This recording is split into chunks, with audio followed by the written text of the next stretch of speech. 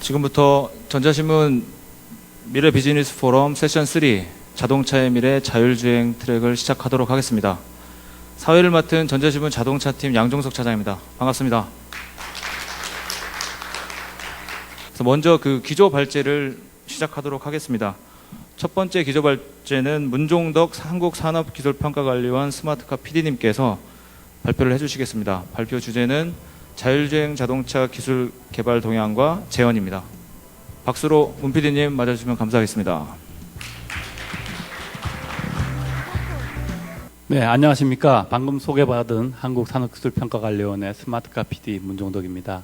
국내 최고의 그 자율주행 전문가님들을 패널로 모시고 또 이런 관심을 많이 가진 여러분들 앞에서 이 자리에서 제가 자율주행 기술 개발 방향에 대해서 발표할 수 있는 기회를 갖게 돼서 대단히 영광스럽게 생각합니다.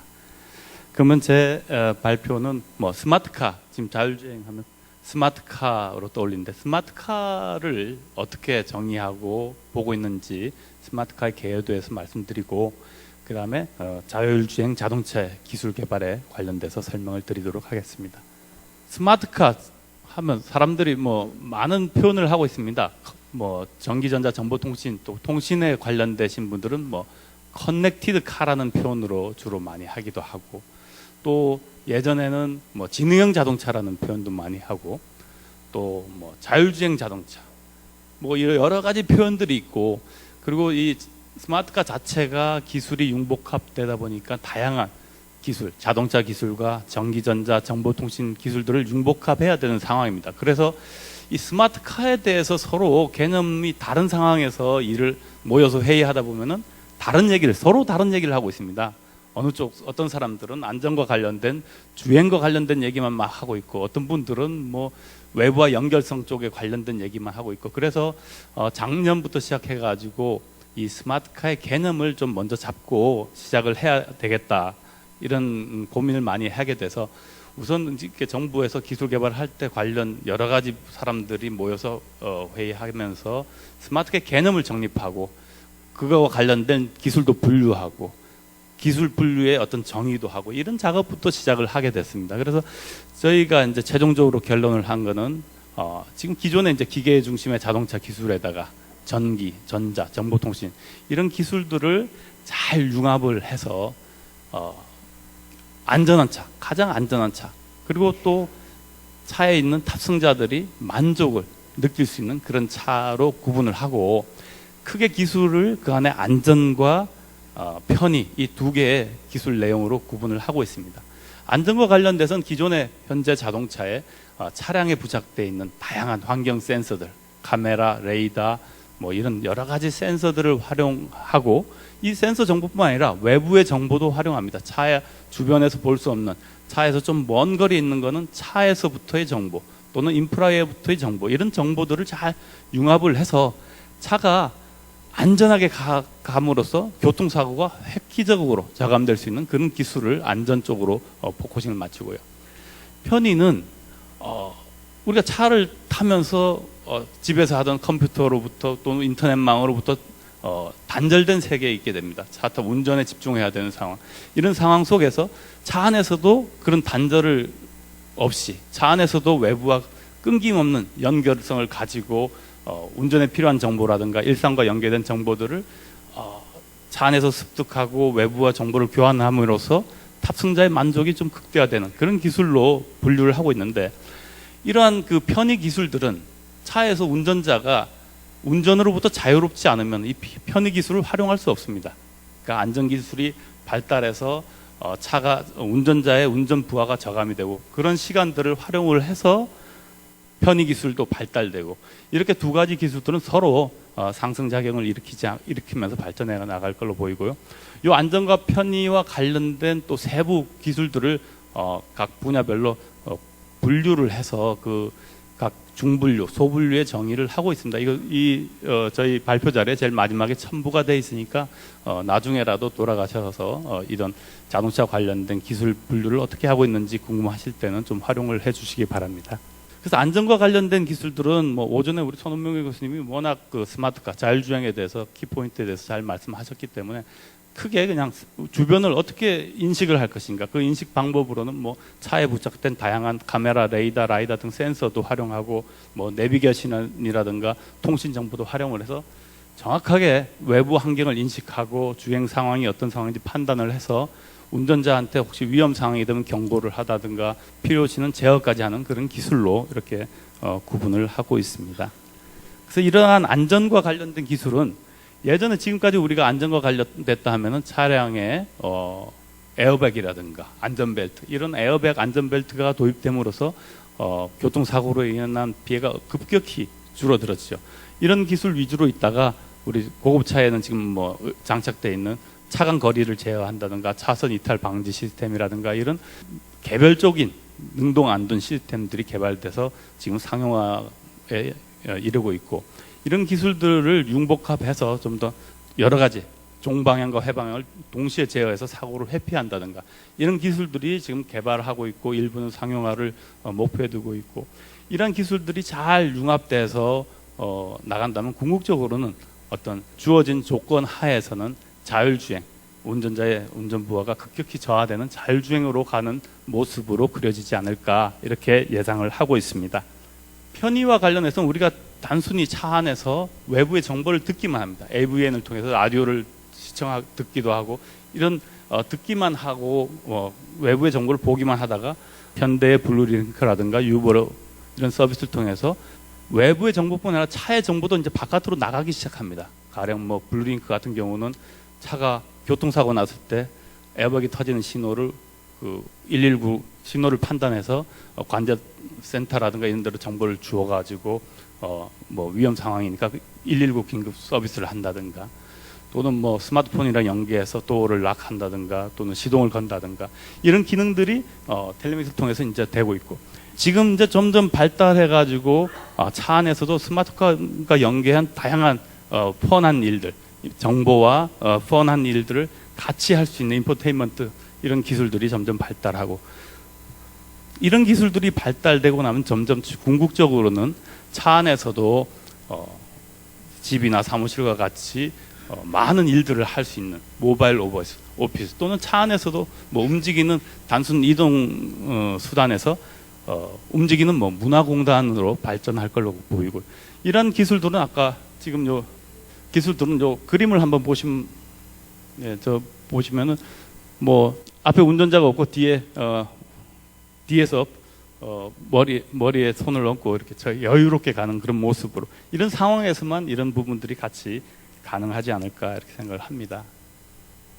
자동차가 점점 전자화되면서 예전에는 뭐 2005년도에 한 19% 정도 전자 부품이 차지하는 원가 비중에서 19% 정도 되는 것이 뭐 2020년도에는 한 50%까지 올라갈 걸로 보이고, 세계 시장도 뭐 급격히 성장하는 걸로 이렇게 예상을 하고 있고요. 이 전자제어 장치들의 어떤 시장들을 보여주고 있고, 여기 아까 스마트카 정의에 해당되는 부분을 하면은 지금 이것도 마찬가지로 뭐 2배 정도 2010년 대비 2019년 10년 사이에 2배 이상 성장할 걸로 예상을 하고 있습니다. 특히 이 스마트카 부품 중에서 아까 차간 거리 제어 장치라든가 차선 변경 지원 장치 이런 등 그 ADAS 시스템은 안전 규제, 유로 엔캡과 같은 그런 규제와 더불어 가지고 그 시장은 급격히 더 확장될 걸로 이렇게 예상들을 하고 있습니다. 그러면 자율주행 자동차에 대해서 한번, 자율주행 자동차의 개념을 뭘로 잡느냐 굉장히 중요한 것 같은데, 그냥 뭐 자율주행 자동차는 그냥 차가 앉아서 집에서부터 뭐 차 부르면 오고, 옛날에 그 전격 제작 작전에 나오는 뭐 키트처럼 부르면 나와서 집에서부터 내가 목적지 부르면은 목적지 가야 되지 않겠냐 하는 그런 완전한 자율주행은 아마 기술적으로 구현이 가능하도 상용화되는데 굉장히 어려움이 있고, 그 중에 일부 어느 정도까지는 상용화가 가능할 것 같습니다. 그래서 자동차 스스로 주변 상황을 판단하고 혼자만 하지 않고 계획도 세우지만 운전자의 조작을 좀 최소화시키는 그런 자동차가 아닌가 이렇게 생각을 합니다. 핵심 기술 요소로는 크게 뭐 위치 측정하는 거, 환경 인식, 경로 계획, 뭐 차량 제어가 있는데, 내 위치가 도대체 어디에 있는지를 알아야 되지 않겠습니까? 내 위치가 지금 도로 중에서도 뭐 어느 차선에 있는지, 또는 육교 위에 있는지 육교 밑에 있는지 내 위치가 정확한 위치를 어떻게 저렴한 방법으로 알 수 있겠느냐 하는 게 굉장히 중요한 것 같고요. 그 다음에 주변의 환경, 사람 눈으로 인식하는 부분 이외에도 뭐 카메라나 레이더, 라이더 등을 활용해서 차 주변에 있는 차가 있는지 없는지, 사람이 오는지 가는지, 이런 상황에 차선이 있는지 없는지, 또는 신호등이 어떤지, 이런 부분. 더 나가서 내 주변에 없지만 저 차 앞에 저 멀리 있는 차들이 뭐 고장난 차가 있어서 있든지, 커브길에서 어떤 차가 고장나 있든지, 이런 정보들에 대해서 종합 판단을 해가지고 상황에 대해서 정확히 인식을 하고, 그게 맞게 어떤 경로로 어떻게 주행을 할 것인가. 이 주행을 할 때도 운전자가 거부감을 안 느끼게 편안하게 느낄 수 있도록 어떻게 주행을 할 수 있도록 할 거냐 하는 그런 기술들로 구성되어 있습니다. 이렇게 자율주행 자동차가 도입이 되면은 어떤 효과가 있을까? 첫 번째는 교통사고의 저감입니다. 뭐 국내에 교통사고로 2011년 기준으로 5,229명이 사망을 했다고 합니다. 이거는 하루에 15명이 교통사고로 사망하고 있다는 겁니다.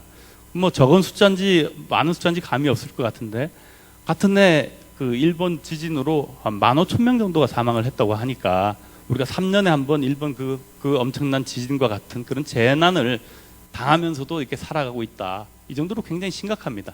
그 다음에 사회적 비용도 13조 정도 된다고 합니다. 이런 엄청난 비용이 교통사고로 인해서 손실을 보고 있는데 매일 조금씩 일어나기 때문에 우리가 피부로 못 느끼고 있기 때문입니다. 그래서 이런 자율주행 자동차가 도입이 되면은 이 교통사고가 획기적으로 저감될 수 있다는 거고요. 두 번째, 노인이라든가 장애인의 이동성 제고입니다. 우리나라가 2000년도에 고령화 사회로 돼 있죠. 65세 인구가 7% 이상인. 올해 이제 2019년 되면은 고령 사회로 진입할 걸로 보이고, 2020년 되면은 초고령 사회로 될 걸로 보입니다. 그렇게 예상들을 하고 있습니다. 이 얘기는 세계에서도 제일 빨리 아마 초고령 사회로 진입할 걸로 보입니다. 이런 고령 사회에서 아무래도 시야도 좁고 운동에 대한 반응 속도도 느리고 민첩성이 떨어지기 때문에 이런 분들을 위해서는 자율주행 자동차가 교통사고를 저감할 수 있는 획기적인 것이고, 전 세계적으로 뭐 우리나라도 교통사고로 인한 사망이 조금씩 줄어들고는 있지만 노인 교통사고는 전반적으로 급격히 늘어나고 있습니다. 오히려 그런 부분에 대한 준비도 될 수 있을 것 같고, 또 자율주행 자동차가 도입이 되면은 뭐 근접주행이라든가 군집주행을 통해 가지고 도로 이송 능력이 급격히 커지게 될 것 같습니다. 또한 그 보험의 주체, 지금은 뭐 사고 나면 다 운전자가 보험에 대한 책임이 있겠지만 이 책임 소재가 차를 잘못 만드는 것인가, 아니면 인프라나 이런 쪽에서 어떤 정보를 제때 안 줘서 그런 건지, 이렇게 보험 책임 주체도 뭐 여러 군데로 분산이 될 것 같고, 뭐 사고에 대해 차가 교통 신호를 잘 지키기 때문에 뭐 벌칙금도 감소되고, 교통사고가 안 나니까 뭐 응급실도 굉장히 규모가 축소될 것 같은 이런 사회적인 변화가 있을 것 같고, 또한 운전에 대한 부담이 경과되기 때문에 뭐 탑승자를 상대로 또는 차에 있는 정보를 가지고 바깥과 연결되면서 다양한 서비스가 생기고 또 새로운 시장이 생기지 않을까, 이렇게 예상을 하고 있습니다. 그럼 자율주행 자동차가 정말 미래 기술인가? 많은 데서 올 4월 달에 영국의 더 이코노미스트의 표지에 자율주행 자동차에 대해서 표지로 내세우면서 앞으로 미래 곧 다가올 현실이다 하고 주장을 하였고요. 이번에 이제 그 프랑크푸르트 모터쇼에서 벤츠가 뭐 자율주행 차를 자동차 업계에서는 처음으로 전시에다가 기존의 차량 센서들을 활용을 해가지고 정말 기존 차와 똑같이 생겼는데도 불구하고 자율주행 차를 타고 뒤에서 회장이 타고 내리면서 이 차에 대한 소개를 하는 그런 모습이 뉴스에도 반영되기도 했죠. 국내에서도 뭐 삼성경제연구소에서 미래를 바꿀 그 파괴적 혁신 기술 7대 기술 중에 하나로 하고, 또 키스텝에서 뭐 스마트 에이징을 선도하는 유망 기술 중에도 하나로 선정되는 등 많은 국내외 전문가들이 미래의 기술로서 자율주행 자동차를 꼽고 있습니다. 해외 정부에서도 뭐 미국, 유럽, 일본 뿐만 아니라 중국에서조차도 이 자율주행과 관련된 기술들이 많이 연구가 국가 주도로 하고 있습니다. 이 부분은 뭐 오전에도 설명을 하셨고 하기 때문에 뭐 간단하게 이 정도 넘어가고. 근데 뭐 차들도 완성차 업체, 부품업체 다 같이 이 자율주행과 관련된 연구를 하고 있고 그런 관련 부품들도 개발 중에 있습니다. 국내에서는 지금 이제 산업부에서는 주로 뭐 능동 안전 시스템이라든가 자동 차선 지원 또는 뭐 발레 파킹 이렇게 단순 부품이나 기능 위주로 기술 개발을 진행을 하고 있고 또 지능자동차를 시험을 할 수 있는 시험장 구축을 시작을 해서 2014 내년 2월에 완공을 할 계획에 돼 있고요. 올해 처음으로 자율주행 자동차 경진대회를 했습니다. 전남 영암에 있는 그 F1 경기장에서 해서 우리 대학교의 어떤 자율주행 기술을 마음껏 뽐내고 또 훌륭한 그 연구 인력을 양성하는 그런 계기가 됐던 것 같습니다. 또 국토부에서는 스마트 하이웨이 사업이라든가 또는 교통 체계 효율화 사업으로 로드맵을 수립 중에 있는 걸로 알고 있습니다. 뭐 현대차는 2010년부터 2년마다 뭐 경진대회도 하고 있고 국내에 또 자율주행 관련된 전문 개조하는 전문 업체가 있습니다. 언맨드 솔루션이라든가 첨단차 이런 기업들은 첨단차 같은 경우는 고려대 뭐 교수님 한민훈 교수님께서 은퇴하시고 만들어가지고 유튜브나 이런 데 가서 첨단차 치면은 본인이 만든 차를 가지고 자율주행하는 동영상도 많이 이렇게 올려놓고 있습니다. 그 시장 전망입니다. 시장 전망 자율주행 자동차는 지금 시장 전망을 2020년 이후로 보고 있습니다. 그 네비건트 리서치에서 발표한 자료로 보이면은 2020년에 처음 한 8,000대 정도 아주 적은 양입니다. 을 시작해서 그때 이제 시장이 열리고 나면 그때부터 연평균 85%로 급격히 성장할 걸로 이렇게 예상을 하고 있고요. 그래서 2035년쯤 되면은 9,540만 대. 뭐 전체 자동차의 75%가 자율주행 자동차로 될 거라고 이렇게 예상을 하고 있습니다. 그 2020년도부터 여러 가지 기술 개발뿐만 아니라 법적인 문제, 제도적인 문제 이런 것들이 다 해결돼서 자율주행 시장이 열리게 된다면은 그 시장은 엄청나게 커질 것이다 하는 것입니다. 굉장히 중요한 의미를 갖고 있는 것 같습니다. 그래서 이러한 그 중요한 기술 개발을 하기 위해서 그럼 어떤 방향으로 했으면 좋겠냐 하는 것입니다. 그래서 우리가 쉽게 선진국에서도 뭐 2020년에 처음 나올 부분이 고속도로입니다. 고속도로는 좀 불확실성이 덜한 데입니다. 그러니까 뭐 도로에 어떤 자동차만 다니고 있기 때문에 사람도 없고 횡단보도도 없고 신호등도 없고 그렇기 때문에 좀 더 접근하기가 쉽지 않냐. 그렇게 정형화된 고속도로라든가 뭐 이렇게 자동차 전용 도로 이런 데서의 어떤 기술 개발을 먼저 추진을 하고 고속도로에 자동차 전용도에서 기술 개발을 하더라도 조금 단계를 나눠 가지고 1단계에는 뭐 차선 유지 기능이라든가 차선 변경, 차간 여지 거리 유지하는 거 뭐 정션하고 연기하는 이런 기능들을 좀 가지고 기술 개발을 좀 차분히 준비하고 이 기술들이 어느 정도 발전이 되고 나면은 뭐 IC나 진출입도 하고 뭐 휴게소도 들어가서 주차도 하고 또 뭐 공사 구간이 있으면 미리 공사 구간도 피해가고 이런 기술들을 개발을 하고 이런 그 고속도로 기술뿐만 아니라 뭐 시내 도로에서도 좀 더 여러 가지 그 환경에 대해서 교통 신호라든가 사람 보행자 또는 뭐 이륜차 이런 등에 대한 인식까지도 다 시내에서도 인식할 수 있는 그런 기술들로 개발을 하고 그 다음에 또 주차와 관련돼서도 뭐 단순 평면에서 지정 주차만 자율주차 전용 주차장이라든가 이런 쪽에서 한번 하고 그 다음에는 좀 더 확대해가지고 복합 뭐 2층으로 돼 있는 주차장이라든가 이런 쪽까지 좀 확대하는 방향으로 가야 되지 않겠냐. 그래서 이런 그 자율주행 자동차를 개발하기 위해서는 지금 이제 국가의 지금 모든 역량을 좀 모아야 될 것 같다 하는 겁니다. 그래서 이런 자율주행 자동차 개발을 목표로 해서 이런 기술을 집중적으로 지원할 수 있는 별도의 어떤 프로그램을 마련을 해서 정부가 주도적으로 지원을 해야 되지 않을까 이렇게 생각을 하고 있고요.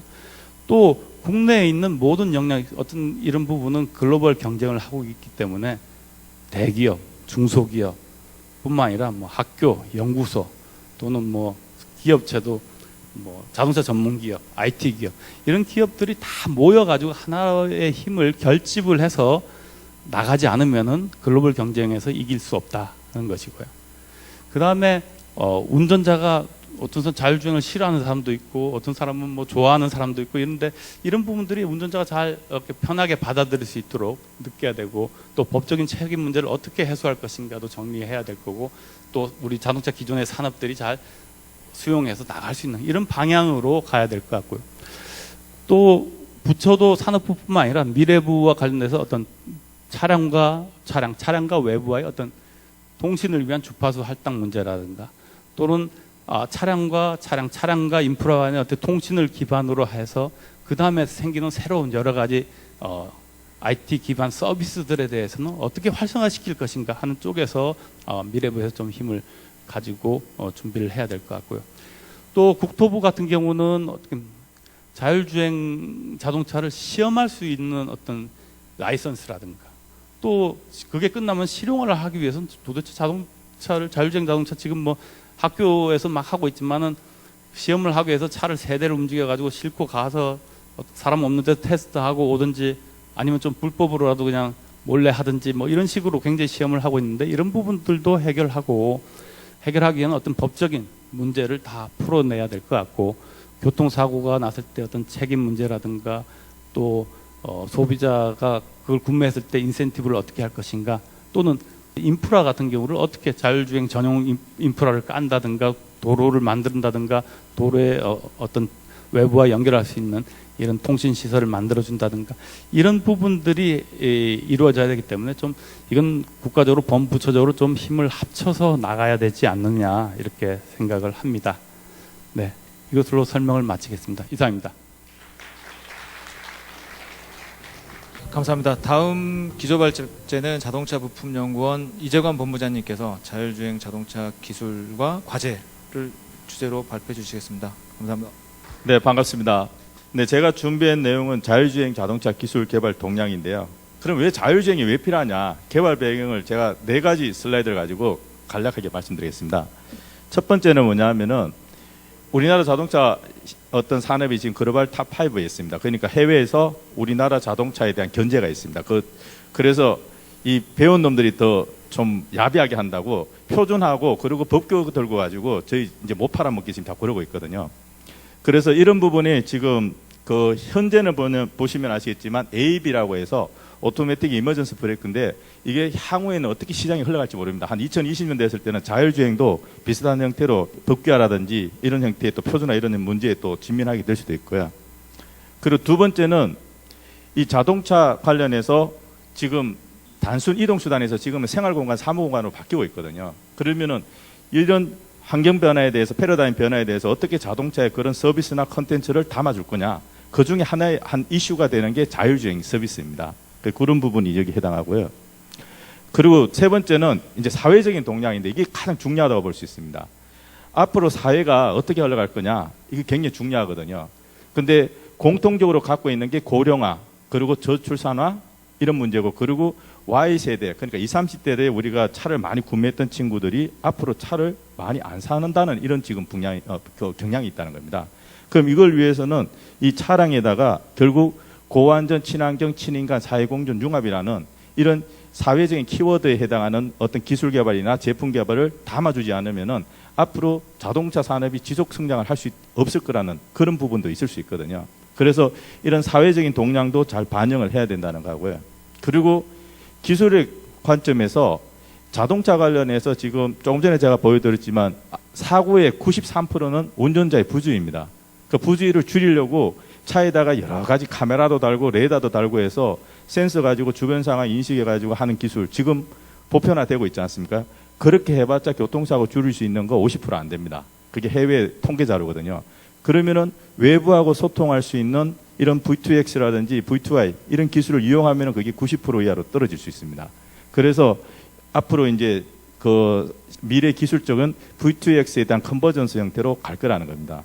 그래서 결국 이거를 다 모으면은 정책적인, 경제적인 거, 사회적인, 기술적인 거 모으면은 자율주행 자동차가 자동차 산업의 미래를 하나의 먹거리가 될 수 있다는 이런 거를 말씀을 드릴 수 있고요. 자율주행 자동차에 대한 정의는 아까 말씀드렸기 때문에, 그러면 자율주행 자동차가 핫 이슈가 되니까 모두 이게 장밋빛 보고 있는데, 그게 왜 그러냐 하면은 어떤 산업이 일어나고 시장이 형성될 때 그 어떤 기회 요소가 크게 보면 네 가지의 이 자율주행에 해당할 수가 있는데요. 첫 번째가 뭐냐면 조금 전에 말씀드린 바와 같이 법규화입니다. 레귤레이션입니다. 레귤레이션 시켜버리면 그거는 반드시 달아야 되기 때문에 시장이 형성되는 거거든요. 그 두 번째는 뭐냐면은 인센티브입니다. 그게 가산점을 주던 보험을 주던 아니면은 정부에서 어떤 보조금을 주던 이런 형태에서 그게 형성이 되고요. 세 번째는 이제 소비자가, 자, 해외에는 벤츠에서 이번에 프랑크푸르트 모터쇼에 그 자율주행 기능이 있는데 왜 현대 기아차 우리나라 자동차에는 없죠? 이러면은 결국 이 세일즈 포인트가 떨어지는 거거든요. 그래서 소비자가 이렇게 앞서가서 이렇게 시장을 형성하는 경우도 있고, 그리고 네 번째가 뭐냐면은 자동차 업체가 자기 브랜드 이미지를 강화하기 위해서 활용하는 경우가 있습니다. 그래서 이런 네 가지 관점에서 지금 보면은 자율주행 자동차가 이슈가 되고 있는 것으로 보이고요. 근데 제가 이거를 이제 말씀드린 거는 그런 기회 요소하고 같이 연계해서 제약 조건이 있다는 겁니다. 그 첫 번째는 뭐냐면은 자율주행 관련해서 여러 가지 전장품이 달리고 시스템이 달리면 가격 올라갈 거지 않습니까? 그런데 소비자들은 그걸 원하지 않거든요. 그래서 코스트에 대한 부분에 대한 제약 조건도 있고요. 그리고 차에 여러 가지 전장품이 달리면 웨이트 올라갈 거지 않습니까? 그러면 당연히 연비하고 배기가스 문제 생기는 겁니다. 그런 문제도 또 있는 거고요.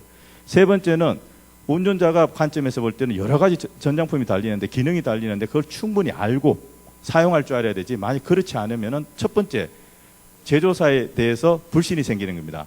아, 내가 속았구나. 또 두 번째는 뭐냐면은 평상시 모르고 사용하다가 갑자기 시스템이 이제 온이 돼서 그게 운전자한테 방해를 주는 경우도 생기는 겁니다. 그런 부분이 여기 하고요. 제일 중요한 게 뭐냐면 이 네 번째입니다. 소송에 대한 부분에서는 굉장히 저희가 오픈된다는 겁니다. 지금 자율주행 관련 쪽에도 그렇고 스마트카도 그렇고 그런 게 더 이제 장착이 되면은 그만큼 뭐냐면은 제조사 관점에서는 PL 소송이라든지 아니면 그 관련된 특허 소송 이런 부분에 굉장히 취약해질 수가 있거든요. 그래서 그런 부분이 여기 제약 조건이라는 걸 먼저 말씀을 드리고, 기회 요소만 생각할 게 아니고 제약 조건도 고려를 해서 뭔가 저희가 이제 같이 생태계가 마련돼야 되지 않을까 이렇게 말씀을 드리고요. 그리고 이걸 이제 조금 어려우니까 제가 조금 이걸 바꿔서 수용성이란 관점을 굉장히 좀 강조하고 싶습니다. 자, 첫 번째 운전자 수용성입니다. 여기 운전하시는 분들이 옆에 만약에 그 자율주행 관련해서 내가 필요할 때 수동 조작을 하고 싶고 또 어떤 경우에는 자동을 하고 싶은 경우가 있습니다. 그럼 그때 어떤 그런 연계 관련 쪽에서 위화감이 없이 잘 동작을 해야지 운전자는 거기에 대해서 신뢰를 하게 되거든요. 그래서 그런 부분에서 첫 번째 보면은 이 기능에 대한 것도 가장 중요하고, 그리고 이런 불신에 대한 어떤 그런 부분을 해소를 해야 되고, 또 실제 수동이나 아니면 자동을 할 때 그런 인터페이스, 휴먼 비클 인터페이스에 대한 부분이 굉장히 중요하다는 부분이 이제 운전자 수용성이고요. 두 번째가 이제 사회적 수용성입니다. 그 사회적 수용성에는 가장 큰 게 법규입니다. 뭐냐면은 지난주에 그 동경에서 세계 IT 대회가 열렸는데요. 도요타가 이번 달 11일 날 자기네들이 그 나고야 근처에서 공도로, 고속도로에서 보통 말하는 그 SCC하고 그리고 엘카스 두 개가 통합된 자율주행을 했습니다. 근데 그거를 할 때 동영상으로 그 드라이버가 운전 안 하는 거를 이걸 녹화를 했거든요. 그래서 국토교통청하고 경찰청에서 난리가 났습니다. 뭐냐면 위법이라고. 그 도요타 같은 그런 회사가 이런 위법 행위를 하면 어떠냐 해서 그때 정부에서 난리가 나는 경우가 거기 또 있습니다. 그래서 그런 부분은 이 법 테두리하고 제도적인 테두리 안에서 움직여야 되는 거고요. 그리고 사회적 관점에서 저희가 생각해 보십시오. 제가 운전을 하고 있는데 옆에서 손 놓고 무인으로 딴 데 보고 있으면 옆에 가는 사람은 불안할 거 아닙니까? 그런 부분도 뭐냐면 다 같이 사회적 수용성에서 같이 논의가 돼야 된다는 거고요. 그리고 세 번째, 이걸 지금 저희가 자꾸 놓치고 갑니다. 산업적 수용성인데요. 이 산업적 수용성은 우리가 ICT 쪽에서 하시는 분들은 자꾸 애플을 생각해요. 그래서 혁신적인 거. 한 방에 그냥 판을 완전히 바꾸자 이런 생각하고 있는데 그게 자동차 산업에는 어렵다는 겁니다. 그래서 유럽이나 미국이나 일본이나 어떤 회사든 자동차 산업이나 기존의 산업에서 성장을 하도록 해주고 또 거기에 유플레이어들이 자연스럽게 참여해서 같이 상생할 수 있는 그런 장을 마련하거든요. 그런 관점에서 이 산업적 수용성도 굉장히 중요하답니다. 그래서 자동차 쪽은 자동차 쪽으로 잘할 수 있는 것, 또 ICT 쪽에서는 ICT 쪽에 잘할 수 있는 걸로 해서 산업 생태계가 마련이 돼야 된다고 보고 있거든요. 그래서 이런 관점에서 볼 때 이 세 가지 수용성을 자동차 업체 아니면은 여기 뭐 연구기관이나 대학에서 할 수 있는 게 아니지 않습니까? 이거 할 수 있는 거는 딱 하나밖에 없습니다. 어딥니까? 정부가 주도적으로 할 수밖에 없는 겁니다. 그래서 해외에도 보면은 자율주행이나 이런 관련 쪽은 전부 정부 주도로 다 추진이 되고 있는 겁니다.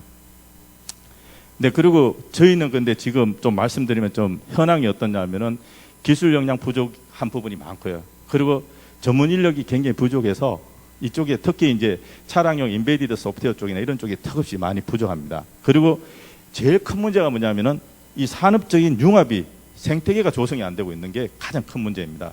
그래서 이런 부분에서 저희가 당면가지를 여기 모이신 분들이 다 풀어나가야 될 걸로 생각이 되고요. 그리고 자율주행은 기존의 자동차만 보면 안 될 것 같아요.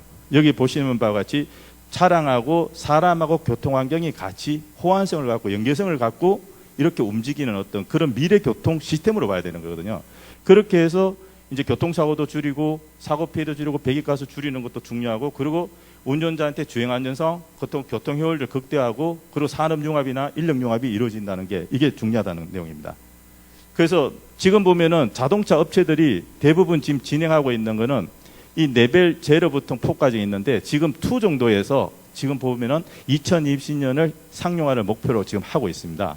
그 지금 이걸 이제 뭐 비교를 한다 그러면은 구글 셀프 드라이빙 카가 레벨 3로 보시면 될 것 같습니다. 그거하고 비교했을 때는 그 정도 수준보다는 떨어지는 그런 형태로 지금 그 실용화를 준비를 하고 있다는 게 중요하고요.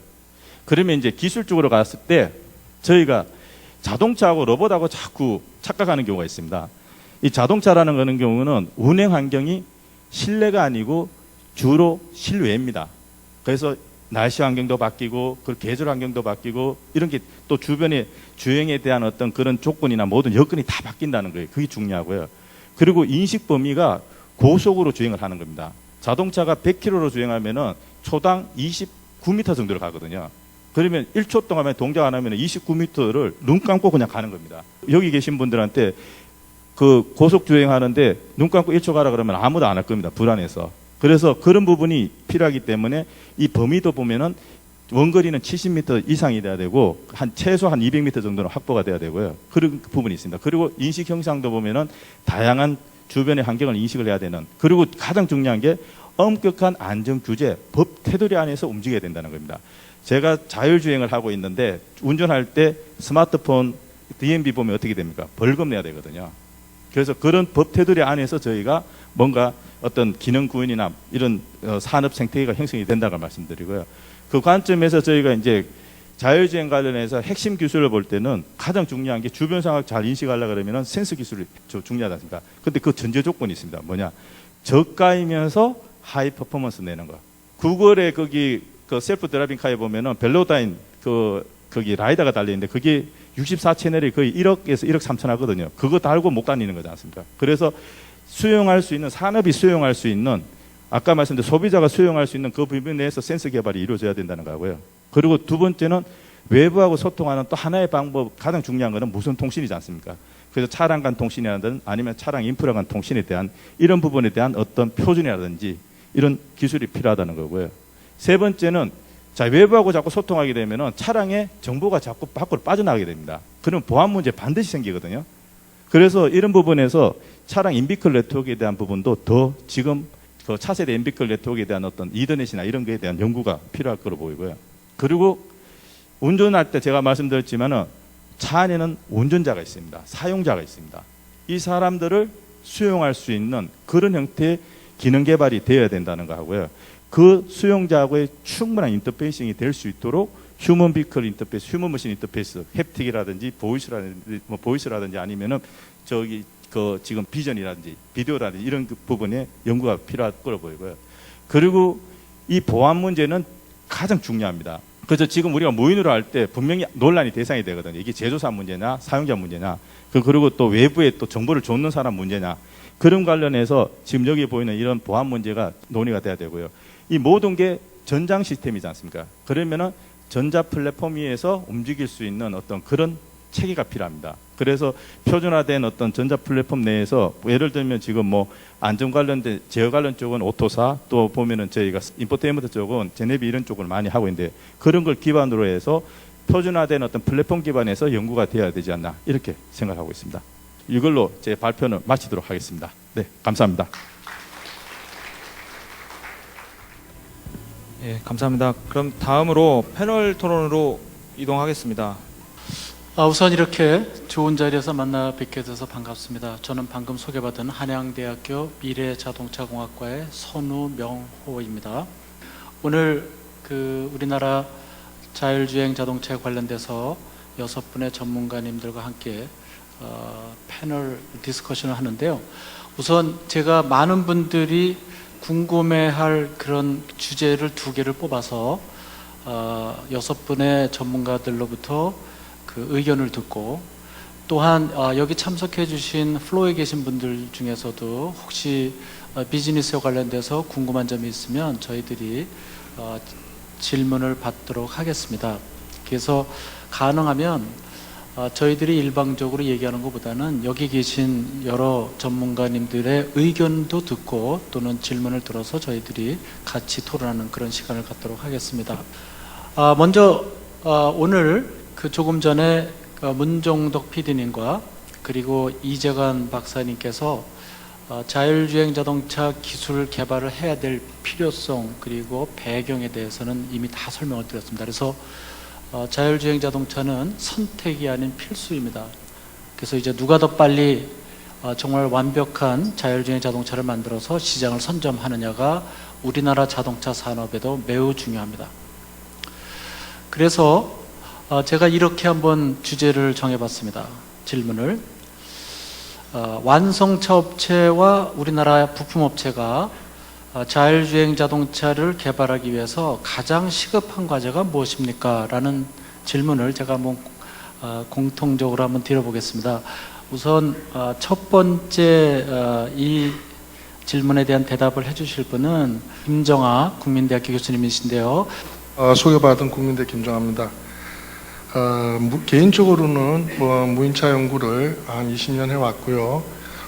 오늘 질문이 완성차 업체하고 부품업체에서 과연 이와 같이 자율주행차를 급속도로 앞으로 외국에 앞서갈 수 있도록 하기 위해서는 어느 부분이 가장 중요하냐 하고 생각을 했는데요.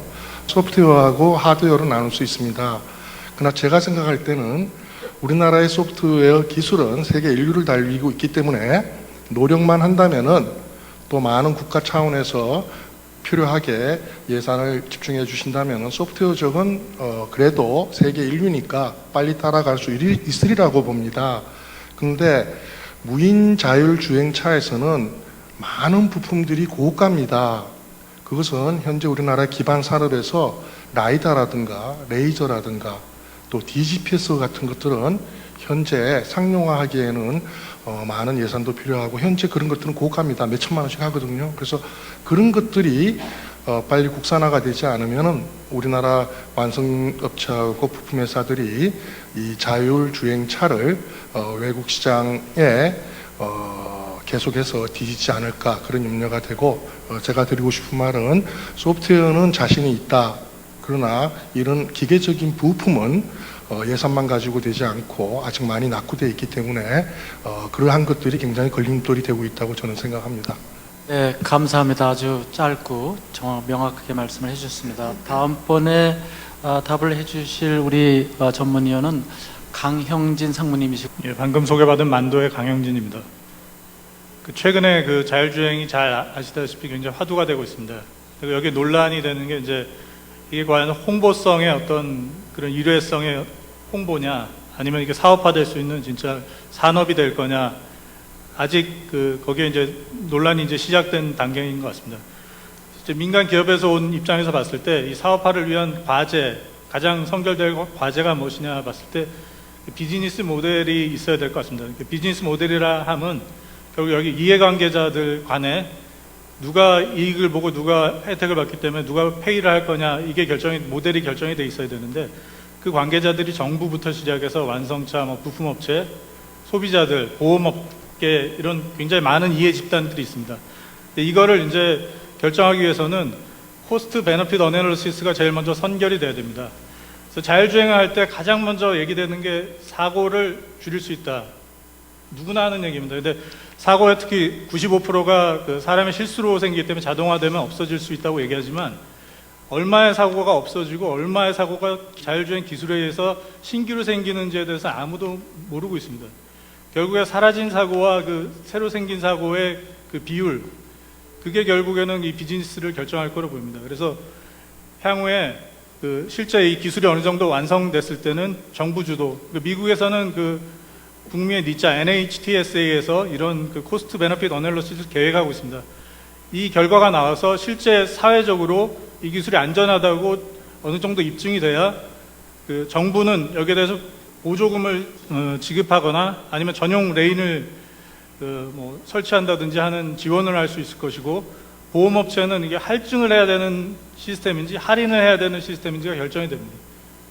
그리고 재밌는 거 하나는 결국엔 이 시스템이 저희 그 부품업체나 완성차 업체가 상용화할 때 그 대체 제품이 뭐냐를 봤을 때 사실 그 쇼퍼, 대리운전이나 아니면은 운전기사보다 비싸면 안 됩니다. 그걸 하이어하는 비용보다 비싸면 사회적으로 수용이 될 수 없기 때문에 저희 부품업체 입장에서는 최대한 사회적 수용된 아래서 저렴하게 이제 만들어 나가는 게 이제 필요할 것 같습니다. 그래서 선결돼야 될 게 그 비즈니스 모델이 선결이 돼야 되는데, 이를 위해서 정부 주도로 한 2017년 내지 18년까지는 이게 과연 진짜 안전한 기술인가를 검증할 필요가 있다고 보입니다.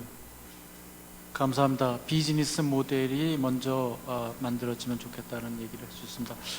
이번에는 현대모비스에서 신광근 이사님이 오셨는데요. 네, 방금 소개받은 신광근입니다. 뭐 기술적인 그 문제들도 아직은 많이 남아 있지만 저는 이 자리를 빌어서 조금 기술 외적인 부분에 대해서 좀 말씀을 드리고 싶습니다. 이제 가장 중요한 부분이 이제 법령하고 제도에 관련된 부분인데요. 지금 뭐 2020년경에 자율주행 상용화를 한다고 이제 이야기는 하지만 그게 과연 도로에서 굴러다녀도 되는지에 대한 그 부분에 대해서 아직 명확한 답이 없는 상태고요. 또 그건 이제 먼 얘기라고 생각할 수 있고, 그런데 또 지금 현재 진행되고 있는, 지금 우리 선우 교수님께서도 자율주행 자동차 개발하시고 뭐 회사들도 개발을 하고 있지만 그 많은 테스트가 필요하거든요. 이게 뭐 프로빙 그라운드 이런 데서 할 수 있는 부분도 있지만 이제 실제로는 공로에서 그런 여러 가지 신뢰성이라든가 이런 테스트를 해야 되는데, 저희가 이제 검토해 본 바로는 현행법이 지금 좀 그런 부분이 서포트를 못한다고 보고 있습니다. 물론 저희 나라의 법이 뭐 아직 자율주행을 하면 된다 안 된다 이런 거 어디 써 있지는 않습니다. 근데 저희가 유권 해석을 해보면 모든 공로상에서 우리가 만약에 테스트를 한다든지 하는 게 다 불법이 됩니다. 그래서 그런 부분들이 빨리 좀 해결이 돼야지 될 것 같고요. 아까 말씀드린 것처럼 2020년에 뭐 먼 장래에 또 그 법 제정이나 정비가 필요하지만 지금 당장 그런 부분들이 해소가 되지 않으면 아마 많이 늦을 것 같습니다. 예를 들어서 이제 미국 같은 경우 뭐 구글 얘기 많이 하시죠. 구글 자동차, 뭐 독일에서도 뭐 그 벤츠에서 뭐 자율주행을 했다고 이제 얘기하고 하는데, 구글이 그 도로에서 테스트하려면 그 라이센스가 있어야 됩니다. 다행히 미국 같은 경우는 벌써부터 캘리포니아나 네바다나 자율주행을 허용하고 있습니다. 이게 뭐 상용화된 양산을 허용하는 건 아니고요. 개념적으로 그런 걸 테스트할 수 있는 도로상에서 그런 테스트할 수 있는 라이센스를 발급을 하는 거죠. 그래서 우리나라도 빨리 이런 부분들이 이제 해소가 되어야 개발하는 사람들이 좀 편하게 또 늦지 않게 개발할 수 있지 않을까 싶고요. 뭐 이거와 관련돼서 이제 하나 더 덧붙이자면 그 V2X 관련된 부분도 지금 아까도 이제 발표자께서 주파수 할당 문제가 지금 미결돼 있다고 말씀하셨는데, 그 얘기는 뭐냐면 지금 저희가 개발하고 테스트를 하는 것 자체가 불법이 됩니다. 해서는 안 되는 주파수를 사용해야 되기 때문에 뭐 그런 부분들에 대해서 지금 아직 명확한 좀 해결이 안 되고 있는 상황인데 이런 부분에 대해서 목소리를 자꾸 내서 좀 정부 주도하에 이런 부분을 빨리 좀 해결이 되었으면 하는 바람입니다. 네, 감사합니다. 네, 사실 자율주행 자동차를 연구하다 보면 저희들이 시험할 때가 별로 없고요.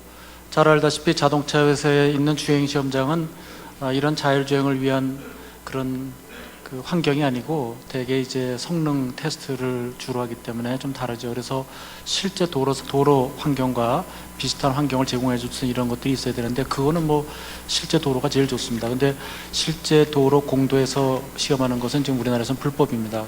특히 시험 차량이 보험이 되질 않기 때문에 제가 미국에 가서 스탠포드에 가서 자율주행 하시는 분들하고 얘기해 보면 너무 놀라는 게 야, 저보고 야, 너 진짜 배짱 되게 좋다. 어떻게 공도에서 돌아다니냐고. 미국에서는 상상을 못하는 거죠. 왜냐하면 사고 났을 때 라이어빌리티 문제가 너무 커서 그런 문제가 우리나라도 시급히 해결이 되어야 될 것 같습니다. 아주 좋은 지적을 해주셨습니다. 또 이번에는 우리 이춘 박사님이신데요. 시급한 과제가 뭐 여러 가지가 있습니다. 뭐 자율주행 자동차에 필요한 게 부품도 물론 있고요. 센서 관련 부품도 물론 있고 여러 가지가 있겠지만은 제가 봤을 때 일단은 시급한 과제가 두 가지 정도 기반이 돼야 된다고 보는데 어떤 기반 기술 측면에서 봤을 때 이 소프트웨어 기술하고 그다음에 이제 기능 안전 기술이 있습니다. 근데 그쪽으로 우리가 조금 좀 아직도 좀 취약하지 않나 이렇게 보고 있고요. 특히 소프트웨어 기술 쪽에서는 지금 현재 개방형 아키텍처라 그래가지고 지금 오토사라는 어떤 그런 디팩토 스탠다드가 지금 나오고 있습니다. 사실 디팩토 스탠다드라 그러지만은 초기부터 이 참여를 해야 되는데 조금 이제 늦게 참여를 하다 보니까 사실 거기에 대한 준비가 좀 안 돼 있고요. 그래서 이제 이 중소기업들이 가장 큰 문제입니다. 중소기업들이 대기업보다도 더 늦게 참여가 됐기 때문에 굉장히 수출에 대한 부담, 특히 이제 외국 업체, OEM 업체들이 이제 부품을 받을 때 오토사에 이제 기준 돼 있는지 그걸 체크하기 때문에 상당히 좀 문제가 되고 있고요. 그래서 지금 신속하게 표준에 대한 이해가 돼야 되고, 그리고 표준에 준하는 개발이 필요합니다. 근데 지금 중소업체들이 지금 애로사항을 좀 많이 느끼고 있습니다. 특히 이제 개발하는 비용 문제라든지 그런데 많이 좀 애로사항을 느끼고 있고요. 그리고 또 하나의 취약한 분야가 있는데 지금 기능 안전 분야입니다. 그래서 아이소라는 이제 국제 표준 기구가 있는데 국제 표준 기구에서 이제 2626이라는 어떤 그런 자동차의 전기전자 소프트웨어를 포함해 가지고 그런 안전에 대한 어떤 그런 표준이 나왔는데 이런 기능 안전 쪽은 상당히 무역 장벽으로 좀 제공하고 있습니다. 예를 들어서 과거부터 독일 업체들이 중심이 돼가지고 사실상 독일 업체들의 내부 프로세스입니다. 그런 것들이 이제 표준화가 돼 있기 때문에 상당히 우리나라에서 빨리빨리 하는 문화를 가지고 있는 사람들한테는 굉장히 좀 힘든 어떤 그런 수준이 아닌가 이렇게 보고 있고요. 그래서 지금 대기업들은 어느 정도 준비가 되어 있지만 지금 중소기업들이 상당히 문제가 되고 있고 그래서 앞으로 이런 분야들에 대해 가지고 사실 자동차 개발 프로세스가 상당히 시간이 걸리기 때문에 이런 데에 대해서 좀 국가적인 지원이 필요하지 않을까 이렇게 보고 있습니다. 네, 감사합니다. 네, 감사합니다. 오늘 아마 IT 관련 중소기업 특히 이런 데 관심이 있으셔서 오신 분들께서는 좋은 이해가 될 것 같은데요. 제가 잠깐 부연 설명드리면 점심에 미래창조과학부의 윤종록 차관님하고 식사하면서 제가 말씀을 좀 드린 게 있습니다. 사실은 저도 IT 소프트웨어 개발 쪽에도 일을 한 경험이 있는데요. 제가 우연히 우리 한국의 소프트웨어 업체들을 몇 군데를 만나보니까 물론 큰 회사도 있죠. 아까 티맥스의 사장님하고도 같이 일했는데요. 대체적으로 굉장히 조금 인원이 적고 영세하고 또 역사가 짧더라고요. 근데 제가 한 개 말씀드리면 자동차 비즈니스는 일단 자동차에 들어간 소프트웨어든 부품이든 그 차가 10년 동안 돌아다닐 때 10년 워런티를 해줘야 돼요. 대체적으로. 근데 이제 소프트웨어도 프로덕트이기 때문에 잘 알다시피 이제 소프트웨어도 이제 프로덕트이거든요. 그 프로덕트의 혹시 문제가 있을까 리콜을 하게 되면 많은 분들이 리콜하면은 자동차 OEM에서 돈을 내는 줄 아는데 전혀 돈 안 냅니다. 물론 돈도 조금 낼 수 있는데 그 책임 소재가 있는 부품업체가 돈을 내셔야 돼요. 근데 되게 영세한 소프트웨어 회사들을 제가 이렇게 보면 물론 중소기업들이죠. 근데 사실 10년을 개런티를 못 하잖아요. 물론 그 오래된 기업들도 있지만 저는 그게 가장 큰 문제다. 그래서 외국같이 소프트웨어의 큰 업체들을 손하는 이유 중에 하나가 그런 것 때문에 그런 겁니다. 그래서 우리나라에서도 제가 그래서 윤 차관님한테 이런 거 하실 때 정말 소프트웨어 기업에 대해서 롱런할 수 있는 이런 지원 사업 이런 게 반드시 있어야 된다라고 말씀을 드렸습니다. 이번에는 우리 그 문종덕 현재 우리 스마트카 개발을 위해서 정부와 또 인더스트리의 브릿지 역할을 해주시죠. 그래서 우리 문종덕 PD님인데요. 네, 감사합니다. 자율주행과 관련된 뭐 핵심 부품들, 시스템들 이제 완성차 입장에서 보면은 뭐 차간 거리 제어 장치라든가 LDWS라든가 이런 부분들은 잘 아웃소싱을 해서 국내 차에 장착을 해서 뭐 선진차와 견주어도 그 성능이 뭐 뒤지지 않습니다. 근데 그 안을 들여다 보면은 거기에 들어가는 핵심 센서라든가 부품 같은 경우는 대부분 다 해외 선진사의 부품들을 활용할 수밖에 없는 그런 구조입니다. 기존에 우리 자동차 기계 중심의 어떤 기술 개발에서는 일단 뭐 그렇게 부품을 활용해서 쓰다가 국내 실정에 맞게 개발해서 양산화해도 성능과 가격 경쟁이 가능했던 것 같습니다. 그렇지만 이렇게 스마트카 관련된 이런 핵심 부품들은 그게 좀 점점 불가능해지고 있는 것 같습니다. 가령 뭐 이번에 의무 장착되어 있는 TPMS가 관련된 타이어 압력 센서 같은 경우는 영국의 슈레이드사 제품을 갖다 쓰는데 그건 가격이나 경쟁에서 워낙 월등하기 때문에 국내에서 아무리 개발을 해도 그 가격 단가라든가 성능을 만족을 하면서 가격을 맞출 수가 없는 상황이 벌어집니다. 이런 식으로 앞으로 점점 이제 이런 시스템들이 차에서 늘어나게 될 텐데 완성차나 1차 밴드, 만도 모비스 같은 1차 밴드들이 급하게 해외 조달을 통해서 시스템 성능 위주로 개발해 나간다면은 국내에는 기존에 잘 돼 있는 생태계가 파괴될 우려가 있습니다. 그래서 지금 뭐 완성차 업체나 부품업체, 만도 모비스가 2차 밴드들이 기술 이런 스마트카 관련된 기술 개발할 때 좀 장기적인 방향에 대해서 좀 중소 중견기업들한테 국내에 있는 기업들한테 좀 알려주고 이런 국내에서 기업들이 기술 개발을 해서 쫓아올 수 있도록 환경을 만들어 줘야지. 단기적으로는 그게 손해가 될지 모르겠지만 장기적으로는 그게 결국은 완성차나 1차 밴드 또는 그게 참여하는 국내 중소기업들의 이득이 되고 그게 국가의 이득이 되지 않느냐 이렇게 생각을 합니다. 네. 감사합니다. 이번에는 또 조금 전에 그 발제를 해주신 우리 이재관 박사님께서 이 의견을 들었겠는데요. 예, 앞에서 핵심 부품 국산화라든지 아니면 법제도적인 표준화에 대해서 좋은 말씀 많이 하셨기 때문에요. 저는 이제 다른 관점에서 저희 그 전문 연구 인력을 어떻게 양성할 거냐 이런 부분에 대해서 저희가 좀 시급한 과제지 않을까 생각을 하고 있습니다. 특히 저희가 해외 선진국 대비 좀 턱없이 부족한 이 부품 산업 관련된 전문 인력 양성이 필요하지 않을까. 지금 완성차 같은 경우는 굉장히 어느 정도 수준이 올랐기 때문에요. 그걸 이제 서포트 해줄 수 있는 우리 부품 산업 역군들이 굉장히 절실히 필요하거든요.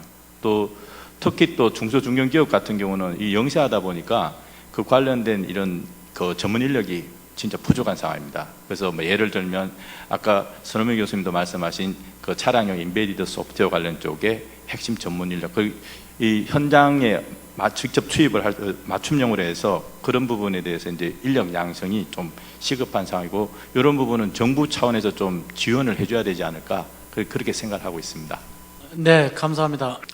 우선 첫 번째 질문을 다시 한번 제가 정리해드리면 앞으로 우리가 반드시 개발해야 될 자율주행 자동차 개발을 위해서 완성차 업체, 부품업체들의 시급한 과제가 무엇이냐고 질문을 드렸는데 제가 정리해 보니까 결국은 이제 정부 지원이 먼저 돼야 되겠다.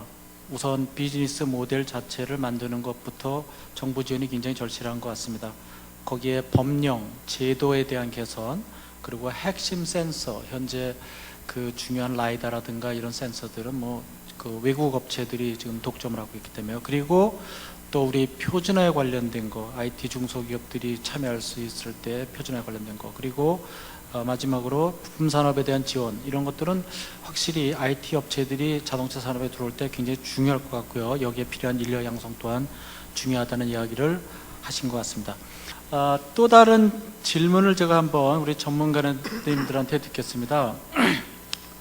오늘 그 전자신문에서 2013 미래 비즈니스 포럼의 큰 캐터고리 중에 하나가 지금 자율주행 자동차로 이제 선정을 하셨습니다.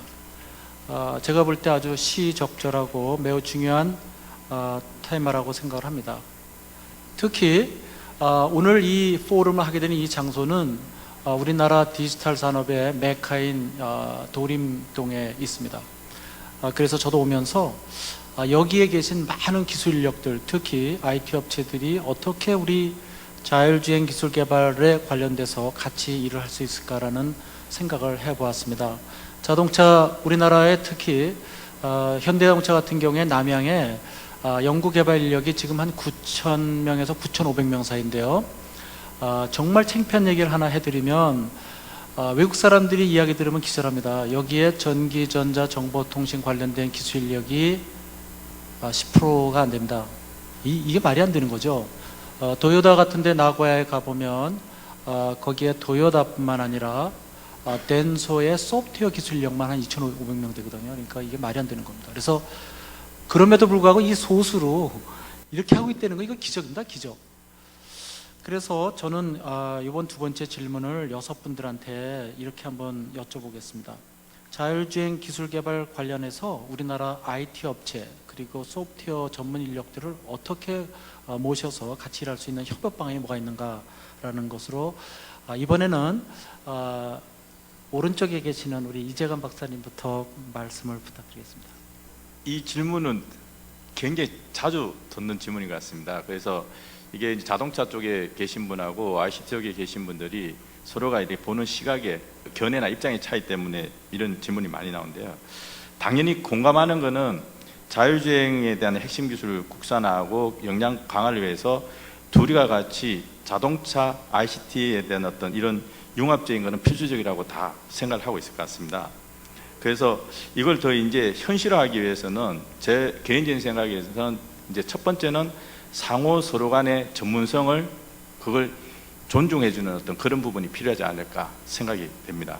그러면서 이제 거기에서 어떤 역할 분담이 자연스럽게 이루어져서 좋은 시너지 효과가 나도록 하는 게 중요하지 않을까 생각되고요. 그리고 어떤 이제 프로젝트를 시작을 할 때도 너무 뭐냐면 하나만 보지 말고 투 트랙으로 좀 접근을 하면 어떨까. 한 트랙은 뭐냐면 기존의 어떤 자동차 산업에서 중심이 돼서 할 수 있는 어떤 그런 패스트 팔로우형의 어떤 그런 부분하고요. 그건 당장 상용화 기술 개발이니까. 그리고 하나의 유플레이들 우리가 ICT 쪽에서 어떤 마음대로 들어와서 아이디어나 창조성을 거기다 담을 수 있는 어떤 그런 부분에서 오픈 아키텍처나 플랫폼 기반에서 어떤 그런 어떤 장기적인 어떤 우리가 퍼스트 무브형의 어떤 그런 부분이 저희가 투 트랙으로 좀 진행을 하면서 서로 간에 어떤 이렇게 어떤 그 이해관계나 어떤 공감대를 형성해 나가면 어떨까 싶고요. 그리고 마지막으로 이런 부분에서 저희가 국가적인 어떤 그런 관계에서 어떤 융합 포럼이나 이런 걸 만들어서 현안에 대해서는 서로가 이해관계자들이 서로 논의를 하면서 풀어나갈 수 있는 그런 장이 하나 있었으면 싶은 마음입니다. 그래서 그런 부분은 좀 어떤 국가적인 차원에서 좀 이렇게 마련해 줬으면 좋지 않을까 생각합니다. 네, 감사합니다. 네, 감사합니다. 그래서 IT와 자동차의 다른 분야에 일을 하시는 분들께서 서로 역할 분담 그리고 각자 분야에 대한 존중 그리고 특히 일할 때는 two track 즉 fast follow하고 first mover의 기술 개발로 나눠서 하는 게 좋겠다는 그런 얘기를 해주셨습니다. 이번에는 같은 질문을 우리 문종덕 PD님께 드려보겠습니다. 네, 그러니까 뭐 자동차 기술하고 전기, 전자, 정보통신 기술 잘 융복합해야 된다는 것은 뭐 당면한 지상 과제인 것 같습니다. 이 문제에 관련해서 아침에 우리 기조 연설을 하신 선우명 교수님께서 참 잘 아침에 정리를 한 것 같습니다. 자동차와 관련된 안전과 관련된 제동, 조향, 평가 이런 기술들에 대해서는 자동차 업체들이 그동안 많이 해온 노하우가 있습니다. 이 노하우에다가 부가적으로 어떻게 정보통신 전기전자 기술들을 엎어서 새로운 효과를 나타낼 것인가 하는 기술 개발 쪽은 기존의 자동차 업체들이 주도를 하면서 전기전자 정보통신 기술들이 참여를 해서 도와주는 형태로 기술 개발을 진행해야 되고, 또 아까 제가 방 편의와 관련된 차의 안전과 관련이 없지만 차에서 굉장히 중요한 펀을 제공할 수 있는 그런 기술과 관련돼서는 IT 업체들이 주도를 하면서 자동차 관련된 전문가들이 도와줄 수 있는 이런 부분입니다. 근데 그런 부분들이 잘 돼야 되는데 서로 모든 걸 다 하고 싶어 하는 욕심들이 많이 있는 것 같습니다. 이런 욕심들을 좀 내려놓고 정말 다 같이 나갈 수 있는 그런 장을 마련해야 되는데, 뭐 만나가지고 많이 토론하는 것도 하나의 방법인데 너무 시간이 많이 걸리는 것 같습니다. 그런 것보다도 R&D를 통해서 같은 공동의 목표를 가지고 일을 그런 방식으로 추진해 나간다면 서로를 이해할 수 있는 시간들이 많아지고, 목표가 같기 때문에 서로 대화할 수 있고 뭐 서로 이해의 폭이 점점 넓어지지 않을까. 그래서 공동으로 같이 할 수 있는 아이템을 발굴해서 같이 시스템을 만들어서 일을 추진하는 것이 굉장히 중요하지 않느냐 이렇게 생각을 합니다. 네, 감사합니다. 그래서 융복합에 대해서는 뭐 필수인데 두 분야에서 이를테면 좀 안전에 관련된 쪽은 자동차 산업에서 리드할 수 있고, 또 편의나 이런 쪽에서는 IT에서 주도해도 좋겠다라는 좋은 얘기를 해주셨습니다. 이번에는 우리 기술 표준원에 일하시는 이춘 박사님의 의견을 듣겠습니다. 예, 뭐 저도 뭐 비슷한 얘기가 될 것 같지만 저는 이제 전자업체하고 자동차 업체하고 이제 두 군데를 다 경험해 봤습니다. 그래서 느낀 점이 좀 많습니다. 그래서 사실은 뭐 개발이야 뭐 다 비슷한 거지만은 그래도 전자 IT 업체하고 자동차 업체는 이제 개발하는 프로세스가 좀 다릅니다. 그래서 근본적으로 이제 어떤 눈에 보이는 어떤 개발 과정하고 눈에 잘 안 보이는 개발 과정이 있습니다. 그 차이가 있는데요. 그래서 어떤 뭐 툴의 문제라든지 그런 어떤 개발하는 툴의 문제라든지 여러 가지 이제 다른 점이 좀 있고요. 그래서 특히 이제 또 전자 분야는 개양이 있고, 그다음에 이제 자동차 분야는 이제 3, 4년 정도 지긋하게 이제 안전까지 다 고려를 해가지고 개발을 해야 되는데 전자 분야에서는 그런 걸 잘 이해를 못하고, 그리고 자동차 쪽에서는 아까 말씀드린 스피디한 어떤 그런 문화를 잘 이해를 못하고 이제 그런 게 있는데요. 좀 서로 간에 좀 입장을 이해를 하고, 그리고 서로 간의 장점을 갖다가 융합하는 어떤 그런 시도들이 좀 많이 필요할 것이라고 보고요. 또한 이제 전자 쪽에서는 이제 자동차의 다이내믹스 같은 기술에 대한 이해도가 좀 더 필요한 것 같고, 자동차 쪽에서는 이제 물론 소프트웨어 같은 경우도 옛날부터 많이 해왔지만은 진정으로 소프트웨어 양이 지금 1억 라인 이상 좀 넘어가고 있습니다. 그래서 그런 어떤 데에 대한 어떤 개발 프로세스라든지 그런 데에 대한 이해를 좀 더 해야 될 것 같고, 그래서 좀 더 상호 교육을 할 수 있는 좀 기회가 많이 필요하지 않나. 그래서 이제 주로 이제 교육이라는 거는 외부적으로 이제 워크숍 같은 거를 통해 가지고 이제 많이 되고요. 그리고 업체 간의 교류 활동 그런 것들이 많이 좀 일어나면 좋겠고요. 특히 또 요새 문제가 되고 있는 건 뭐냐면은 각 단체별로 자동차 관련 단체나 이제 전자 관련 단체에서 지금 워크숍을 이제 따로따로 좀 하는 경향들이 있는데, 제가 볼 때는 이런 것들을 다 통합적으로 같이 모여가지고 조인트를 해가지고 워크숍을 가진다든지 그렇게 하면 좀 더 서로 간의 이해가 더 많지 않을까. 그래서 그런 걸 좀 생각해 봤습니다. 네, 감사합니다. 네, 아주 확실히 전자 쪽에서도 일하시고 자동차 분야에서 일하시는 정말 가슴에 와 닿습니다. 제가 지금 방금 이 박사님 말씀을 듣고 한 가지 건져서 가겠는데요. 참고로 말씀드린 제가 4년 전에 한국자동차공학회 학회장을 했었습니다. 근데 전자공학회랑 우리 전기학회랑 지금 사실 따로따로 하고 있거든요. 그래서 이건 정말 너무 좋은 아이디어 같습니다. 그래서 다음번에는 자동차공학회하고 전자공학회가 같이 하는 통합 워크숍 이런 거가 좋을 것 같습니다. 감사합니다. 이번에는 같은 질문을 우리 모비스의 신광근 이사님께. 예, 저는 큰 틀에서 협력하는 방안은 앞에 분들이 이제 이야기를 해주셨기 때문에 좀 그러면 어떤 기술들이 과연 실제로 필요하고 IT 기술의 어떤 부분이 자율주행에 이용될 수 있는지에 대해서 잠깐 말씀을 드리겠습니다.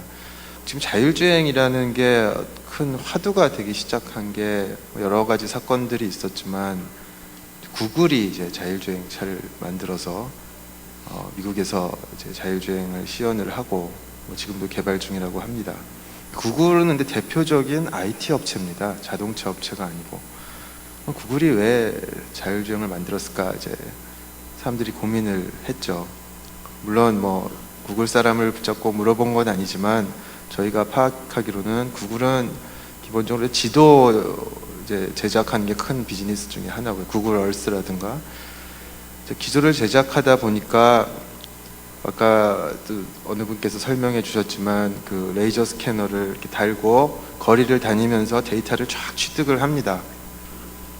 그런 거를 이렇게 수년간 해오다 보니까 이걸 가지고 이 취득한 데이터를 가지고 실제로 차를 지도 만드는 데만 쓰는 게 아니라 좀 지도를 이용해서 차를 자율주행을 해볼 수 있겠다 이렇게 해서 시작한 걸로 알고요.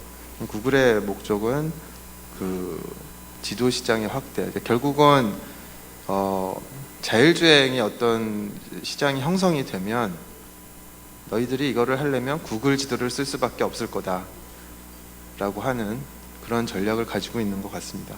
또 한 가지는 이제 그 지도만 만드는 게 아니라 그 자율주행 지도를 하려면 지금 우리가 사용하고 있는 내비게이션이나 이런 데 사용하는 지도보다 훨씬 많은 정보가 포함되어야 됩니다. 뭐 심지어 건물의 형상 이런 것까지도 다 지도 안에 들어가야 되는데요. 그럼 이제 차 안에 그 모든 정보를 저장하기는 쉽지 않겠죠. 그러면 이제 그걸 무선으로 전송해주는 그런 기술이라든가 또 그 많은 정보를 또 처리를 해서 자율주행을 할 수 있도록 차가 움직이게 할 수 있도록 해야 되기 때문에 거기에 필요한 이제 소프트웨어 기술, 그 다음에 그런 제반의 그런 자율주행에 필요한 그런 뭐 차량용 OS라든가 이제 이런 기술들이 구글이 아마 전략적으로 개발하고 있는 기술이 아닌가 이렇게 생각됩니다. 네, 그리고 그것뿐만 아니라 이제 자율주행이 되게 되면 많은 정보들이 오가야 됩니다. 그러니까 차량에 여러 가지 이제 센서들이 붙고요, 뭐 V2X 뭐 이런 통신도 붙고, 그럼 기존에 이제 현재 사용하고 있는 차량에 사용하고 있는 그런 뭐 캔이라고 하죠. 그런 네트워크 가지고는 좀 힘들 것 같고요. 좀 더 고속으로 데이터를 전송할 수 있는 그런 부분들. 그 다음에 또 이런 것들이 이제 다 되면 자율주행이라는 게 결국은 기계가 운전을 하는 거죠. 그 얘기는 뭐냐면 외부에서 악의적으로 어떤 신호를 보내서 그 기계를 조작할 수도 있는 거죠. 차가 가다가 갑자기 쓰게 한다든지, 뭐 VTX에서 많이 나오는 시나리오인데요. 인프라하고 차하고 이제 통신을 해서 이렇게 막 가는데 어떤 사람이 혼자 빨리 가고 싶어서 주위 차량한테 가짜 신호를 보내는 거죠. 다 세우고 자기만 가는 거죠.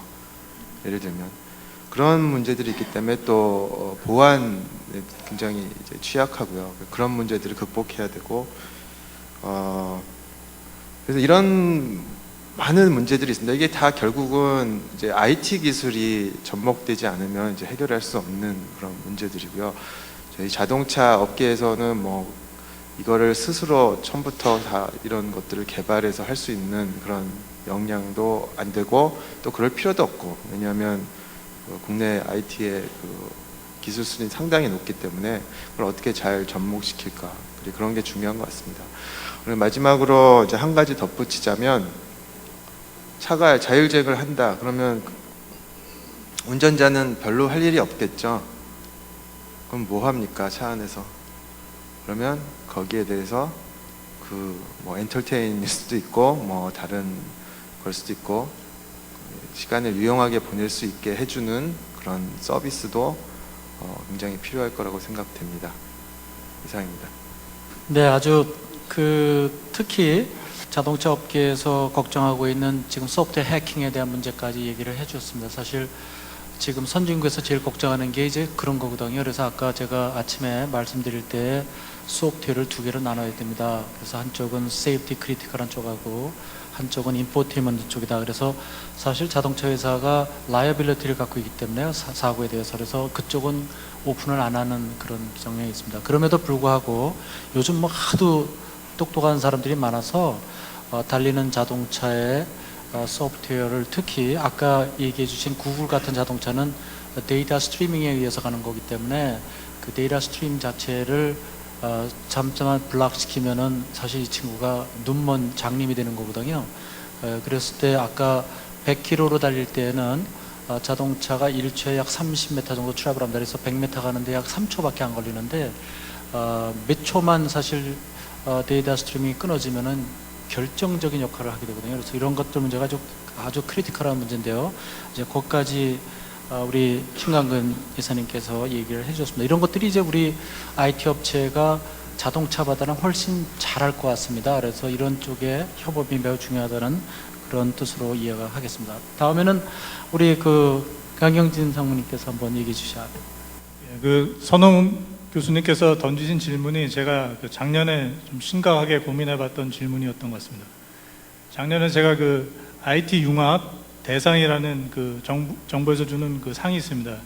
거기에 그 준비를 할 때 제가 이제 총괄해서 맡아서 했었는데 그때 고민한 게 그러면 지금 저희가 쓰는 기술과 IT 기술이 어떻게 진짜 융합되고 있는지를 고민해서 정리해서 이제 발표해야 되는 상황이었습니다. 그래서 그걸 정리해서 이제 발표를 했었는데 아깝게 1등은 못하고 2등밖에 못했습니다. 그래서 저는 국무총리 상을 받았었는데 그때 이제 고민한 거를 말씀을 드리면 IT 분야별로 이제 쭉 보면은 뭐 여러 가지가 있습니다. 특히 반도체 제일 중요한 이제 IT 산업 중에 그 레버뉴의 상당 부분을 차지하는 반도체 산업과 뭐 자율주행 아니면 지금 하는 운전자 지원 시스템 아니면 차량에서의 전자제어 시스템과 관계를 보면은 그 카메라를 만들 때 지금 이미저 센서라든가 이런 반도체 기술이 필요하고 또 초음파 센서 같은 걸 만들게 되면 이제 피에조 일렉트릭 기술이 필요하고 그 다음에 저가를 할 때 가장 중요한 기술 중에 하나가 이제 에이지 기술이 됩니다. 주문형 반도체 기술이 있어야 되고, 그래서 반도체 기술이 굉장히 핵심이 되고, 통신 기술에 봤을 때도 무선 통신 기술, 향후에 이제 얘기되는 V2X, Vehicle to 그 인프라나 Vehicle to Vehicle이 될 때 이제 무선 통신, RF 기술이 필요하고, 아까 이제 많이 얘기 나왔던 유선 기술이 될 때도 현재는 캔 네트워크를 쓰지만 향후에는 정보가 많아질 거기 때문에 이더넷이나 이런 고용량의 이제 유선 통신 기술이 이제 필요할 거로 보입니다. 또한 소프트웨어 관점에서 봤을 때도 현재 그 오퍼레이팅 시스템, 그 모바일 폰에 쓰이는 뭐 오퍼레이팅 시스템 같은 기술이나 아니면 유저 인터페이스 기술이 이제 많이 들어갈 거로 보이고, 그다음에 디스플레이 관점에서 보면은 그 운전자한테 다시 또 이제 정보를 제공해 줘야 되기 때문에 LCD라든가 이런 패널 뭐 이런 기술도 필요하고, 많이 얘기 나오는 증강현실 기술, 그러니까 실제 가상현실과 그 현실과의 정보 융합하는 증강현실 기술도 이제 필요하게 됩니다. 또한 이제 뭐 앱 기술 같은 것도 이제 필요한데, 뭐 그 해외 업체 보면은 이제 스마트폰 가지고 차량을 자동 주차하는 뭐 동영상이나 이런 걸 보신 적이 있으실 겁니다. 그러니까 차량이 이제 정보도 받고 자동으로 제어될 준비가 다 됐기 때문에 그거를 이제 스마트폰이나 이런 외부에서 컨트롤할 수 있는 그런 기회도 열린다고 보시면 되고, 또 말씀드릴 게 클라우드 기술, 그러니까 아까 이제 말씀드린 정밀 지도가 되면 데이터 양이 너무 많아집니다. 지금 현재보다 뭐 수십 배가 지도의 정밀도가 높아지기 때문에 이거 차에 다 담고 다닐 수 없어서 이를 그 지역에 가면 그 해당 지역의 주변 지도만 받아본다든지 하는 그런 클라우드 서비스, 필요한 정보만을 이제 받는 그런 기술들이 필요할 것 같고요. 또 하나는 이제 인터넷이나 뭐 지도, 아까 많이 나오던 그 지도 기반 기술도 많이 필요할 것 같습니다. 그래서 예전 서비스 관점에서 보면 그 핸드폰 같은 데 보면은 이제 로케이션 베이스 서비스가 화두인데, 그 차량 제어 관점에서 이제 로케이션 베이스 컨트롤의 시대로 가는 겁니다. 그러니까 자기 차가 어느 지역에 있냐에 따라 컨트롤의 방식을 바꿀 수 있는 그런 로케이션 베이스 컨트롤이 이제 되고, 저희 만두에서도 지금 하고 있는 게 이제 고속도로 같은 데서 이제 아시다시피 그 카메라가 있습니다. 그 속도 위반을 재는 카메라가 있을 때 그 구간에 가면 뭐 속도를 줄여준다거나 아니면 어떤 특정 커브 지역에 간다면 줄여준다거나 하는 그런 지도와 연결된 제어 시스템이 이제 가능해지는 시대가 됩니다. 그래서 제가 말씀드리고 싶은 거는 이렇게 광범위하게 그 정보통신 기술과 자율주행 기술은 연계가 되고 그 부분에서 그 정보통신 분야에 이제 그 종사하시는 분이나 학생분들의 많은 앞으로의 지원이 있어야 저희가 이 부분에서 그 글로벌 시장을 선도할 수 있지 않을까 예상이 됩니다. 네, 감사합니다. 점점점 그 ICT 분야에서 일하시는 분들의 그 도움이 필요하다는 얘기인 것 같습니다. 제가 조금 더 저의 경험을 말씀드리면 제가 우연한 기회에 삼성 테크인에 간 적이 있습니다. 근데 거기 가보니까 잘 알다시피 이제 경비 쪽 S1하고 어떤 일을 하고 있냐면 이제 CCTV 가지고 모니터링 하는 거라죠. 그래서 제가 굉장히 잘하는 것 같아서 죄송하지만 그 비전 쪽의 테크놀로지를 좀 우리 자율주행에 좀 쓰고 싶다 그랬더니 거기서 쓰고 있는 비전 소프트웨어는 사실 리얼타임 도메인으로 돌아가는 게 아니더라고요. 그래서 우리가 자동차가 주행하면서 프로세싱을 하면서 굉장히 빠른 속도로 디시전해야 되는 그런 알고리즘하고는 맞지 않았다는 걸 알았습니다. 그래서 이게 같은 비전이지만 애플리케이션에 따라서 굉장히 다르다는 것도 확인이 됐습니다. 어떻든 지금 우리 강영진 상무님께서는 ICT에서 갖고 있는 많은 자료들, 특히 빅데이터 이런 것들이 자동차에 접목이 되면 뭐 필수적으로 접목이 돼야 된다는 이런 얘기인 것 같습니다. 감사합니다. 그러면 마지막으로 우리 김정하 교수님의 의견을 듣겠습니다. 저는 기술적인 것보다 좀 철학적이고 패러다임에 대해서 말씀을 드리고 싶습니다. 첫째, 지금 질문이 뭐냐 하면은 자율주행 기술에 있어서 ICT의 역할이 얼마나 중요하고 또 어떻게 해야 되느냐 하는 것이 질문 같습니다. 근데 저는 어떻게 생각하냐면은 이 자율주행 기술이 최근에 와서 국내에 이렇게 곽광을 받았지만 사실은 40년, 50년 된 기술이에요. 스타트가.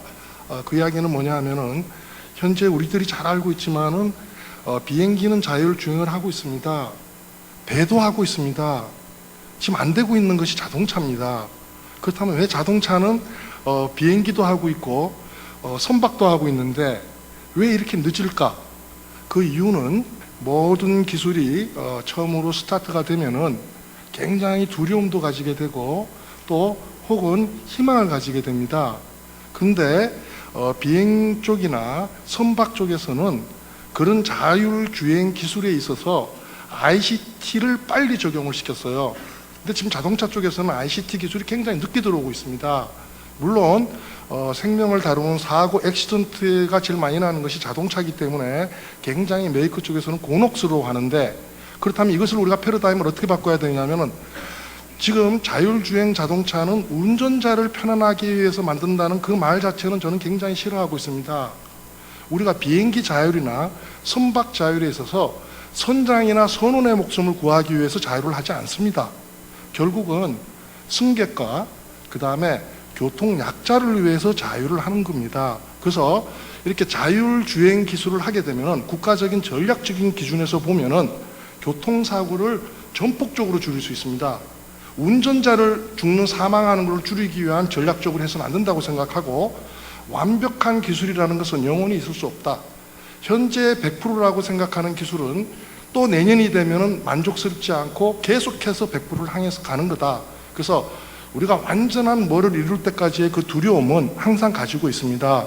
그래서 제가 이제 말씀드리는 패러다임은 드디어 자동차 쪽에서 마지막으로 자율주행이라는 것이 들어올 때 이것이 과연 한 사람을 위해서 우리가 만들어낼 것이냐, 수많은 과학자와 우리와 같은 여러분들이 전부 다 희생을 하고 만들어내는데 과연 무엇 때문에 만들 것이냐. 국가적인 차원에서는 교통사고를 줄여야 되고, 또 특히 ICT는 1위에 가깝고 자동차는 현재 세계 5위인데 5위의 수준을 올라가기는 물리적으로 어렵다고 봅니다. 아시다시피 5위에 있는 것만 해도 천문학적으로 우리가 열심히 해서 자동차가 여기까지 온 거지 않습니까? 뭐 유럽의 벤츠, 뭐 폭스바겐, BMW, 볼보, 일부만 하더라도 도요타, 혼다, 니스탄을 과연 현대, 기아가 언제 따라잡을 수 있을 것이냐. 그러나 생산량으로는 현재 자동차는 세계 5위입니다. 기술적으로도 5위에 가깝다고 하죠. 근데 그럼 자동차 입장에서는 ICT를 어떻게 해야 되느냐? 필요합니다. 절대적으로 필요합니다. 5위를 유지하든지 아니면은 더 앞서가기 위해서는 ICT가 없어서는 절대 이런 자율주행차를 못 만들리라고 생각을 하고 있고요. 그다음 ICT 입장에서는 뭐가 필요냐 하면 ICT는 형체가 없기 때문에 소프트웨어이기 때문에 디바이스가 없는 소프트웨어는 결국 비즈니스 모델에서 굉장히 어렵습니다. 그래서 지금 현재 단일 제하로서는 100만 원 이하의 라이프 사이클이 뭐 개발자는 6개월이라고 그러고 쓰는 사람 1년, 2년 한 휴대폰인데 포화 상태에 들어왔어요. 그렇다면은 다음에 제한 가치로서 2천만 이상 되면서 라이프 사이클이 5년에서 10년 사이에 있는 건 자동차밖에 없습니다. 비즈니스 모델이 된다는 거죠. 그래서 우리가 뭐 가전이라는 것은 뭐 200만 원을 가지고 10년 이상 쓰고 다이아몬드를 하나 사면은 평생을 가지고 있고 바꾸질 않습니다. 매매가 일어나지 않죠. 그래서 자동차 쪽에서 보면 메리트가 있다는 것은 특히 강대국이라든가 선진국이라든가 혹은 재벌들이 꼭 자동차 회사를 하려고 하는 이유가 뭐겠습니까? 그만큼 비즈니스 모델이 폭발적이다. 그 이야기는 단일 제하로서 라이프 사이클이 짧으면서 고가를 가지고 있다는 것. 거기에 ICT 기술이 들어감으로 해서 고부가가치를 하는 걸 우리 다 잘 알고 있고요. 자, 서로 필요한데 자동차는 ICT 없이는 우리가 선진국 대열에 낄 수 없다는 걸 알 수 있고 또 ICT 입장에서는 단일 제어의 디바이스가 있어줘야 되는데 아주 메리트 있는 디바이스죠. 그럼 둘이 합치면 되죠. 합치려니 문제가 뭐냐 하니까 서로 필요하다는 건 아는데 서로 충분한 것에 대해서 의구심을 가지고 있다. 그 이야기는 자동차 쪽에서는 ICT 하시는 분들이 안전에 대해서 너무 소홀을 하고 창의에 대해서만 생각하시더라. 또 그다음에 자동차 하는 입장에서는 안전을 생각하고 창의를 생각 안 하는 건 아니지만 오늘날 자동차가 형태가 바뀌기는 굉장히 어렵습니다. 디자인이 어느 정도 되지. 그래서 제가 이렇게 보는 거는 어째도 이 기술이 우리나라의 먹거리가 될 기술이고 주력 산업의 하나입니다. 그래서 주력 산업은 현재 자동차 입장에서는 더 이상 선진국 대열에 끼려고 하면은 ICT 없으면 안 된다는 걸 잘 알고 있고 또 ICT 쪽에서는 좋은 디바이스가 빨리 발굴돼야 되지 않는 이상은 굉장히 힘들다고 보고 그래서 구글이 이것을 잡은 겁니다. 근데 구글이 잡았지만은 결국 자동차 메이커를 잡지 않으면은 자율주행 자동차는 생산되지 없을 것이다. 그래서 구글이 메이커하고 하려고 하는데도 잘 안 되고 또 GM이라든가 지금 뭐 벤츠가 이러고 있지만 거기도 거대한 ICT 업체를 잡지 않는 이상은 하나의 불완전한 자율주행차로서 끝이 나지 않을까. 그래서 우리나라에서 이렇게 보면 저는 아까도 처음에 말씀드린 것처럼 감히 그런 말씀을 드리는 건요. 우리나라 ICT 기술이 자동차는 5위지만 ICT 기술이 세계적으로 1, 2위를 다툰다고 알고 있기 때문에 이 두 개가 합쳐지면은 저로서는 이런 자율주행 이런 기술에서는 선진국에 지금도 많이 늦었지만 민간, 학계 다 합치면은 급속도로 우리가 근접해 가리라고 희망하고 있습니다. 감사합니다.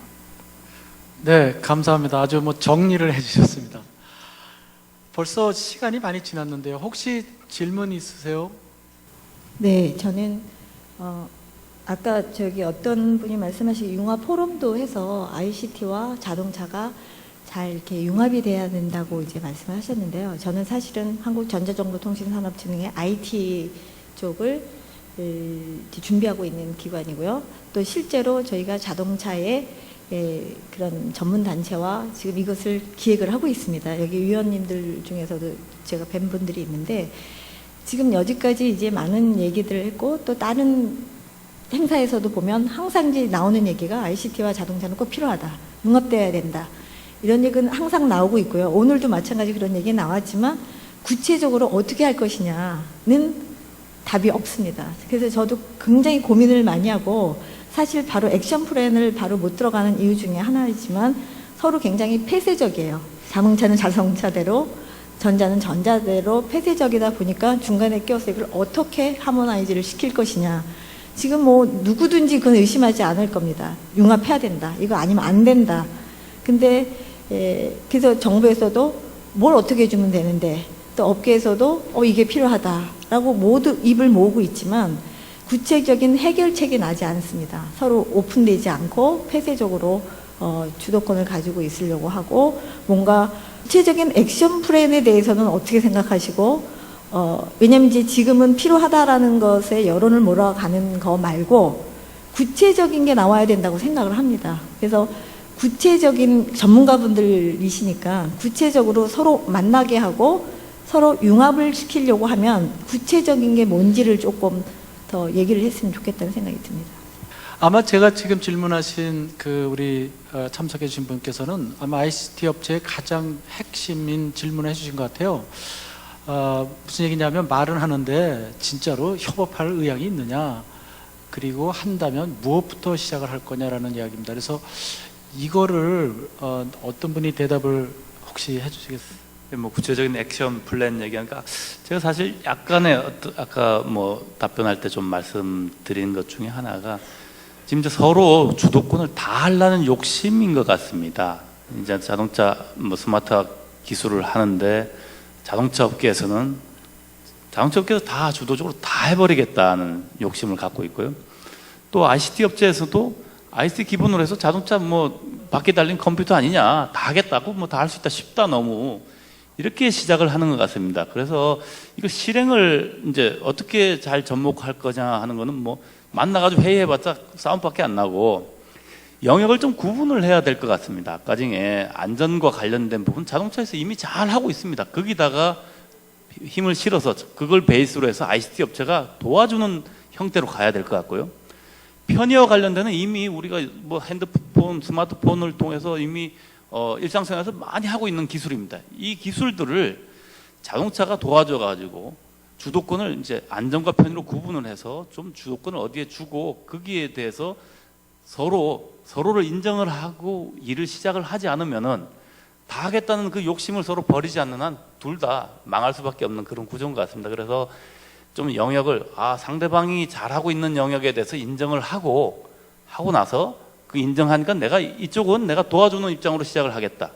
또 편의와 관련된 자동차 업계에서는 내가 도와주는 입장으로 시작하겠다. 안전은 뭐 IT 업체에서 도와주는 이런 마인드를 가지고 시작을 해야 되고 그걸 할 수 있는 어떤 R&D를 같이 이제 공동으로 할 수 있는 아이템들을 발굴을 해내고 그게 주체를 어디로 할 건지 정하고 이런 작업들이 필요하지 않느냐 이렇게 생각을 합니다. 항상 저런 질문이 나올 때 곤욕스러운데요. 저 자신도 애트리하고 많은 연구를 하고 있습니다. 이렇게 보면은 지금 이제 ICT하고 자동차의 문제가 아니고 오늘의 테마는 자율주행차에 있어서 그죠 스마트카 혹은 이런 우리가 미래지향적인 어떤 그 부분에 있어서 ICT의 역할을 지금 이야기하고요. ICT는 할 일이 굉장히 많은 데입니다. 애트리에 가보면 굉장히 큰 연구소고 아까도 말씀드렸지만은 ICT는 모든 곳에 디바이스가 없기 때문에 모든 디바이스에 붙으면 고부가 가치를 창출할 수 있는 아주 좋은 테크놀로지죠. 근데 자동차 사람들은 자동차가 생명이에요. 거기에 ICT가 붙어준다고 생각을 하죠. 자, 그렇다면은 어느 것이 과연 주도권을 잡아야 되는가 하는 이야기를 해드릴 수 있고요. 그 다음에 주도권 이야기도 그렇습니다. 모든 것이 융복합이라고 항상 하는데 저는 패러다임에서 융복합이라고 이야기할 때 융합을 퓨전이라든가 멜트로 하지 않고 영어로 컨버전스라고 하는 이유가 있습니다.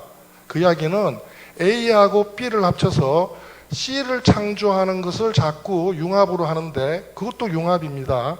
그러나 일반적인 융합은 A 플러스 B를 합쳐서 C로 한 번에 나오지 않습니다.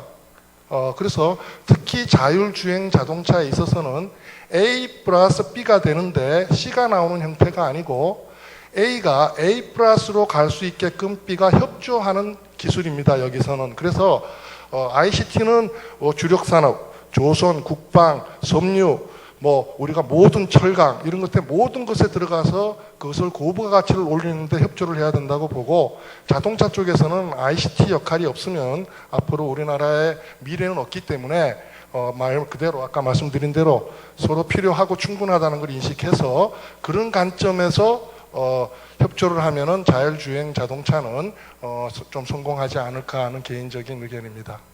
네, 감사합니다. 제가 죄송합니다. 정리를 좀 하겠습니다. 이 박사님. 저는 사실 제가 백그라운드 잠깐 말씀드리면 제가 전자회사도 일을 했고요. 자동차 회사에서도 일을 했고 현재는 대학교에 있습니다. 특히 제가 지금 연구하고 있는 분야가 이제 이 autonomous vehicle인데요. 제가 말씀드릴게요. ICT가 자동차 산업에서 주도가 될 수는 없어요. 어떻게 되겠습니까? 저를 한번 설득시켜 보세요. SK나 KT가 자동차 산업을 주도한다는 게 말이 되겠습니까? 일단 안 된다. 그러니까 조금 전에 김정하 교수님이 얘기하신 대로 이게 조력이 돼서 A가 A 플러스 되게 하는 도움을 줘야 된다는 거죠. 왜 제가 이 말씀을 드리냐면 제 얘기가 아니라 제가 오전에 뭘 보여드렸냐면 샌호세에 지금 자동차 관련 업체들이 굉장히 많이 들어가 있어요. 당연히 벤츠도 들어가 있고요. BMW, 폭스바겐, 거기에는 보쉬, 컨티넨탈, 현대자동차가 작년부터 1명 내보냈습니다. 일단. 근데 BMW 같은 경우 80명이 나와 있어요. 근데 그 사람들이 세이프티에 관련된 일하는 거 아니에요. 전부 다 컨비니언스 쪽에, 인포테인먼트 쪽에 일하는 겁니다. 왜? 솔루션이 되게 많으니까. 하나의 예를 들어주면 미러링크라는 컨소시엄이 있지 않습니까? 그래서 모바일 폰하고 자동차를 아주 굉장히 간략하게 동기화시키려고 하는 거, 이런 것들이거든요. 그러니까 자동차 회사가 필요한 게 바로 그거라고요. 근데 우리나라에서 잠깐 보면 ICT 하시는 분들이 내가 모바일 폰으로 자동차 시동도 걸었어. 나 이것도 다 했어. 이거는요 전혀 도움이 안 되는 얘기예요. 그렇게 해서 무슨 자동차 회사가 도움을 받겠습니까? 그래서 제가 말씀드리는 거는 그런 뜻의 말씀드린 거예요. 마지막으로 제가 하나 말씀을 드리고 이해가 될지 몰라서요. 2002년도에 노무현 대통령께서 오셔서 10대 성장 동력 산업이라 그래서 대한민국의 먹거리 창출 10대 성장 동력 산업에 미래자동차가 들어가 있고요. 이동통신이 들어가 있었고요. 디스플레이, 차세대 반도체, 바이오 및 장기 이렇게 10개가 있었습니다. 그때 텔레매틱스라는 거 잘 아시잖아요. 자동차에서 제일 중요한 부가가치 서비스 중에 하나가 텔레매틱스입니다. 이 텔레매틱스를 하는데 그 텔레매틱스 과제를 정통부에서 했습니다.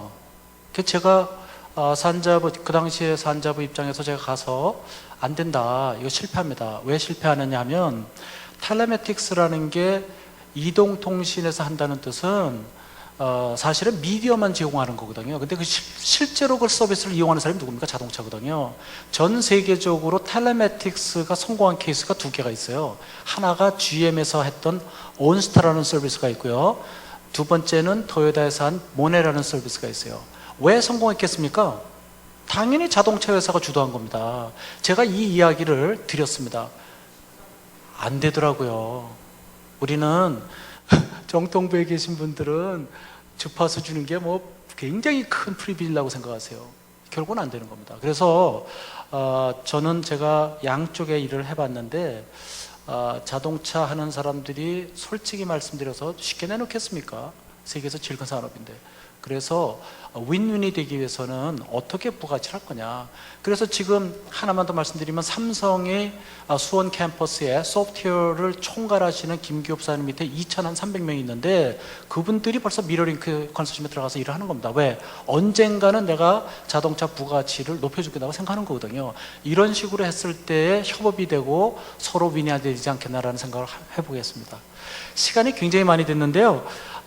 제가 다음에 혹시 이런 기회가 되면 우리가 주제를 하지 않고 플로어에서 먼저 관심 있는 사항을 받은 다음에 그걸로 하는 거, 이런 것도 또 좋을 것 같다는 생각을 했습니다. 정말 죄송한데 좀 더 하고 싶지만 5시 반이라는 약속된 시간이 다 된 것 같습니다. 오늘 끝까지 남아주신 모든 분들께 다시 한번 감사드리고요. 특히 바쁜 시간에도 불구하고 오늘 이 패널을 위해서 참석한 6분의 대한민국 최고의 전문가님들께 감사합니다. 우리 모두 다 같이 박수로 이 세션을 마치겠습니다. 감사합니다.